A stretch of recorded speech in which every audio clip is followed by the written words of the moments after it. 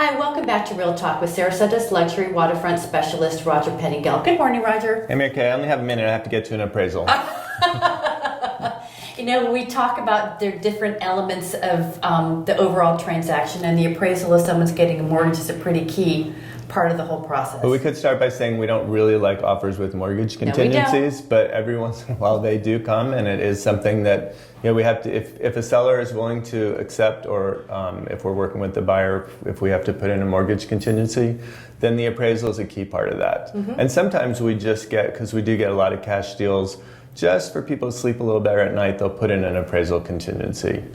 I mean, honestly, I think the comparables out there are so easily looked at and analyzed even by yourself or a realtor that it's often not necessary, but it comes up. It does. So I look at that as, when we're representing a seller, a big part of the transaction for us.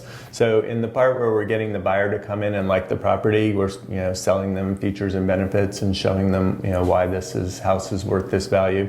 That's the same thing we do with an appraiser. Mm-hmm. So when I go to meet an appraiser, it's just like I'm having a showing. I mean, I have the house cool, and I have, in the summer, lights on. I have all the lights on. I have the windows open if that's a possibility. Blinds open, just like a showing, because I feel like the appraiser needs to see it in the same way that buyer saw it, and they need to understand the benefits. And we bring them comparable sales. We bring them the floor plan of the property. We do everything we can to make their job as easy as possible, and to show them why we value that property at that certain amount.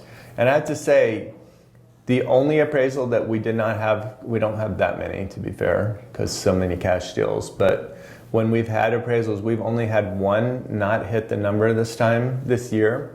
And the reason was that the appraiser did not value the second parking space. I remember that. And he would not give it a value, which we knew to be $40,000 to $50,000. I mean, there was a given resale market for parking spaces. Mm-hmm. So an anomaly like that, I don't know how you get past. We pointed it out to them when we met them, but in all cases, we are there for the appraisal. That's an important part of the transaction. Yeah. So if you're thinking of buying or selling this summer, we would really love to hear from you. Call us at 941-387-1840, and we'll see you next week on Real Talk.